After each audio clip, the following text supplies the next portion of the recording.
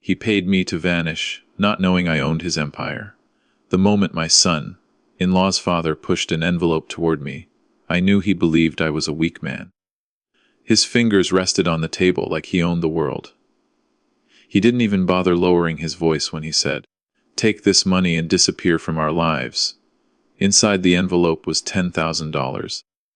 What he didn't know was that the company he used to threaten people, the empire he built his pride on, had been mine for years. And in that moment, I understood something painful and powerful. This was not just about money.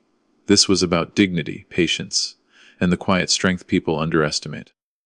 My name is Daniel Harper, and I learned early in life that silence can be more powerful than shouting. I was raised in a neighborhood where dreams died young.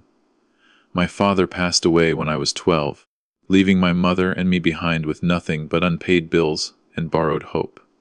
My mother worked 3 cleaning jobs. She used to come home late at night, her hands swollen and cracked, her eyes tired but kind. She always told me, "Daniel, never let bitterness make you small."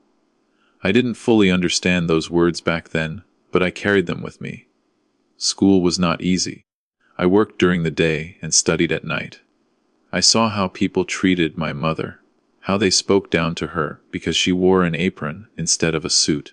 That was the first time I realized how cruel the world could be to those without status. I promised myself I would never rely on sympathy. I would rely on preparation. After years of struggle, I earned a degree in business and finance. I didn't chase big jobs or flashy offices. Instead, I studied quietly. I watched how companies failed, how pride destroyed leaders, and how arrogance blinded them to danger. I invested small amounts, slowly, patiently. I never attached my name to anything big. I learned that real power doesn't announce itself. By the time I reached my late 40s, I had built a fortune that allowed me to retire early. But retirement didn't change my lifestyle. I lived simply. Old furniture, a modest home, no luxury cars. I enjoyed anonymity.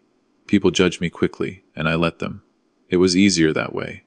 Then my daughter Emily came into my life again, not as a child, but as a woman in love. She met Ryan at university. He was polite, intelligent, and kind. When she first brought him home, I could see the nervousness in his eyes. He knew our backgrounds were different. His family was wealthy, influential, and respected. At least, that's what society said. Ryan's father, Victor Langford, was a man who believed money gave him permission to control others. He owned a massive construction company, known for luxury projects and political connections. When I first met him at the wedding, he shook my hand without looking at my face. He smiled the way powerful men smile when they don't see you as a threat.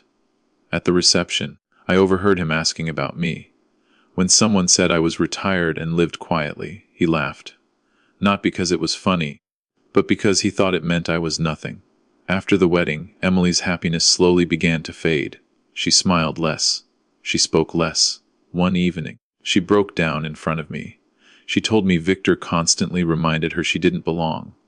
He criticized her upbringing, her values, and even her relationship with me. Ryan tried to defend her, but Victor's control ran deep. Then Victor called me. He asked to meet privately. His voice was smooth, calculated. We met at an expensive restaurant, the kind where people measure worth by the wine they order. I arrived early. He arrived late. He spoke about family reputation, future investments, and what he called necessary sacrifices. Then he slid the envelope across the table. "Take this," he said calmly, "and move away. Don't interfere. Don't visit often. Emily will adjust." I looked at the envelope, then at him. For a moment, I felt the weight of every insult my family had endured. But I stayed calm. I nodded. I picked up the envelope and left. That night, I didn't open it. Instead, I opened my past. Years ago, Victor's company nearly collapsed after a failed international project. Investors panicked. Banks wanted out. Quietly, through intermediaries and holding firms, I purchased the debt. Piece by piece, I turned risk into ownership. Victor remained the face of the company, but I owned its backbone. I called my lawyer the next morning and told him to prepare everything. But I didn't strike immediately. I waited. Victor continued pressuring Ryan. Emily's emotional health worsened. Ryan became conflicted. torn between his father and his wife. I watched my daughter suffer, and that hurt more than any insult ever could. Then I made my move. I requested a board meeting. Victor laughed when he saw my name listed. Until the documents were presented. Ownership percentages, voting power, control clauses. The room fell silent. Victor's confidence collapsed in front of everyone. I didn't insult him. I didn't raise my voice. I simply spoke about ethics, leadership, and responsibility.